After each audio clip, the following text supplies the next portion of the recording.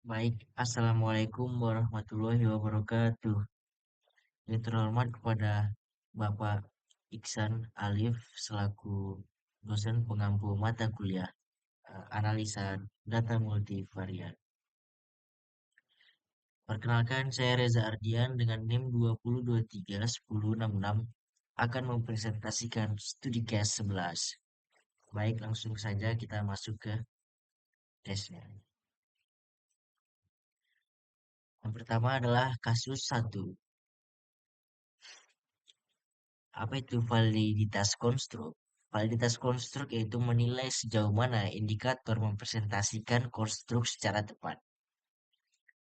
Validitas konvergen terpenuhi bila standar lizard loading indikator tinggi dan signifikan.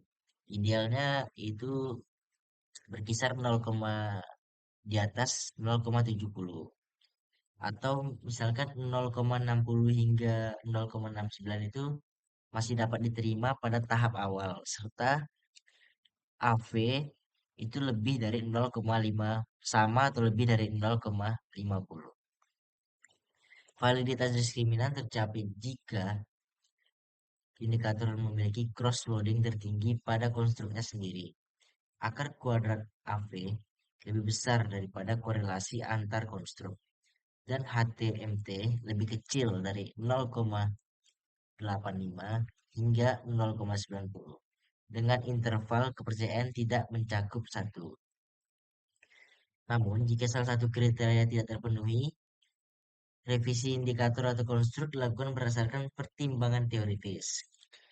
Untuk konstruk formatif, evaluasi tidak menggunakan loading atau EAV, melainkan signifikansi wake serta VIF untuk memastikan tidak ada multikolinearitas. Lanjut ke validitas konvergen. Terdapat data pada tabel seluruh indikator SPM, yaitu SPM 1 hingga SPM 17, nih, 17, memiliki loading sekitar itu 0,818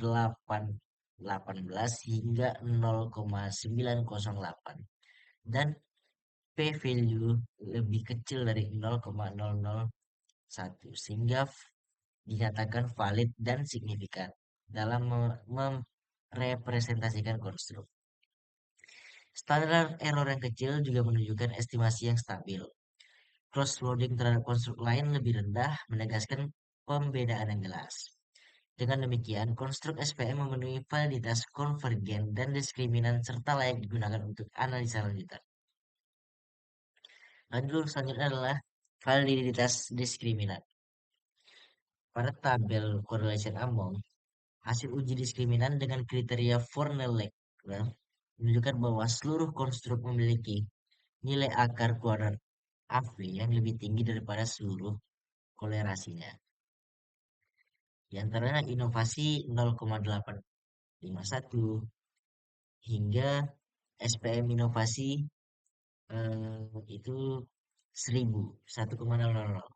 Sementara korelasi tertinggi yaitu 0,665 yang menegaskan bahwa seluruh konstruk telah memenuhi validitas diskriminan dan layak untuk uji analisis lanjutan. Selanjutnya adalah reliabilitas.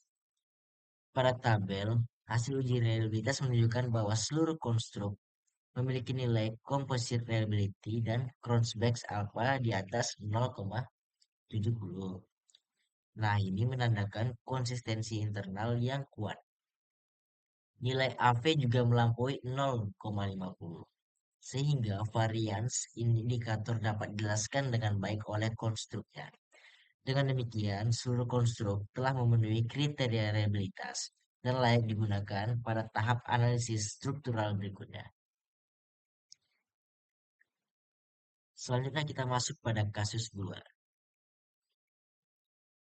Nah, hasil uji validitas pada data HBAT menunjukkan bahwa semua konstruk sudah memenuhi syarat. Itu loading indikator berada pada batas yang direkomendasikan, sama atau lebih dari 0,70 ataupun masih diterima dari rentang 0,60 hingga 0,69 dan seluruhnya signifikan. Nilai AV juga lebih dari 0,50 menandakan indikator mampu menjelaskan varians konstruk dengan baik. Validitas diskriminan juga tercapai karena cross-loading tertinggi berada pada konstruknya sendiri. Akar kuadrat LV lebih besar daripada korelasi antar konstruk, dan nilai HTMT berada di bawah 0,85 hingga 0,90. Selanjutnya adalah validitas diskriminan. Pada tabel correlation among, sini dapat dilihat seluruh konstruk memiliki nilai AV itu di bawah 0,50 yang menandakan bahwa proporsi varians yang dijelaskan oleh indikator lebih besar dibandingkan variance error. Hasil ini mengindikasikan bahwa setiap konstruk telah memenuhi kriteria validitas konvergen. Baik, cukup sekian presentasi dari saya. Wabillahi taufiq walhidayah. Wassalamualaikum warahmatullahi wabarakatuh.